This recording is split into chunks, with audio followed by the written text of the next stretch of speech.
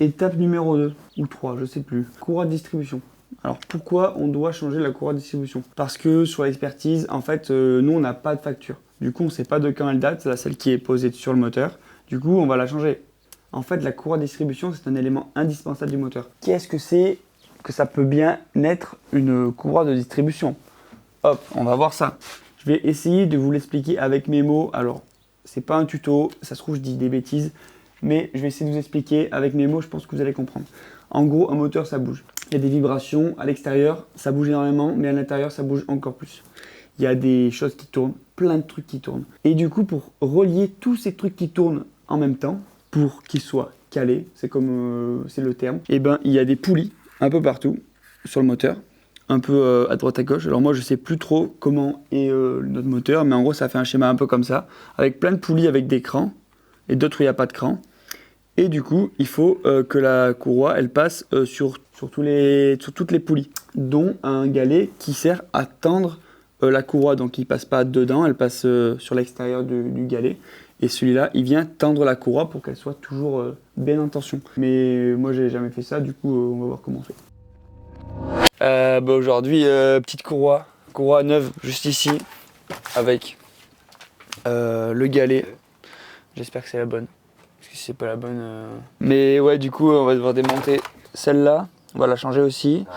Ouais. Et celle-là, qui est derrière ce gros cache en plastique. Mais du coup, comme on n'a jamais fait, ben, on va bien voir comment ça se passe. On sait pas trop, en tout cas, on a bien étudié le truc. Et bah, je te souhaite bon courage parce que moi, je vais pas t'aider. Super. Donc, logiquement, pour enlever ça, il faut enlever cette connerie. Ça doit être du 10, 12. C'est du 10. Hop. Ah, ça commence. Oh, elle est bien tombée.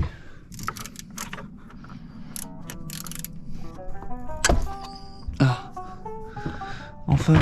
Là, ce que je fais, c'est que je prends bien sûr de marquer avec un petit feu l'emplacement de l'alternateur. Et après, je peux dévisser puis enlever la courroie d'alternateur.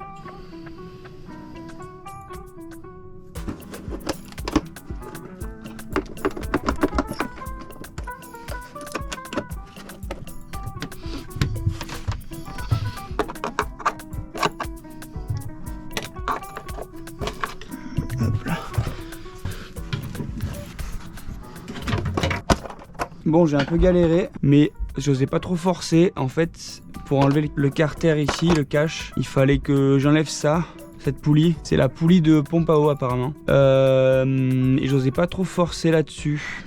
Mais en fait, au final, j'ai réussi à forcer, à l'enlever là. Et là, je sais pas si ça va venir de suite. Si, on dirait. Ouais. Voilà. Incroyable. Et là, on a la courroie qui est bien tendue. Et du coup, avant de tout démonter, je vais vérifier si ça c'est la bonne. Parce que bon, si c'est pas la bonne, le galet tendeur que j'ai, je sais pas si c'est tout à fait le bon. Si, on dirait que c'est le bon. Bon, je vais l'ouvrir, hein. De toute façon, je peux pas le renvoyer. Ouais, c'est le même. C'est le même. Avec les deux, pareil au fond. Je sais pas si on arrive à voir. Et est-ce que la courroie, elle est bonne? Moi, je pense qu'elle est bonne. Ouais.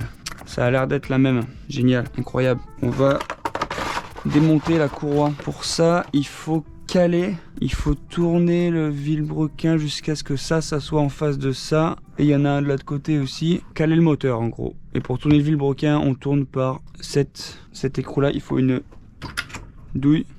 Voilà. J'ai l'œil, hein. On va pouvoir faire tourner le moteur assez facilement normalement. Voilà. Là, il tourne. Et là, il est en face.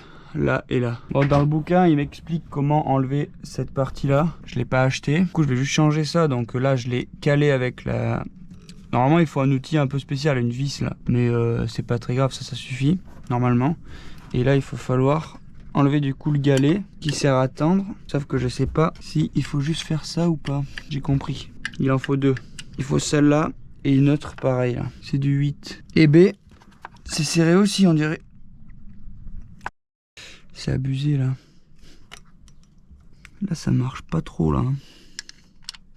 Ben ouais, il a réussi à l'enlever. Du coup on va enlever le galet. Et après courroie, on va enlever la courroie. Ça fait flipper un peu. Ça fait flipper. Ah bah là elle est enlevée. Ouais ça fait flipper ouais. Ouais, c'est les mêmes. Hein. Puis on va remonter direct. Hein. Ça filme là ou pas? Un peu la galère de remettre la courroie, qu'elle rentre pas forcément comme on veut. Comment faire? Eh ben, on n'aura pas besoin de l'attendre ou quoi? Elle est déjà tendue cette courroie là. À ce moment là, je comprends pas trop comment on remet la courroie. J'essaie de forcer un peu, je galère, mais je finis par y arriver. Là, on remet le galet. On s'occupe bien de retendre la courroie avec le galet tendeur et on remet le petit carter de distribution. Bon, ça me paraît bien là. Pas mal, pas mal. Oh là là. Là, on s'occupe de remettre la courroie d'alternateur et pour la tension, on utilise la marque qu'on avait fait dès le début.